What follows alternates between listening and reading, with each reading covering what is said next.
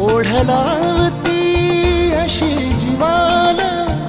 गावाकडची माती, साद घालती पुन्हा नव्याने तीर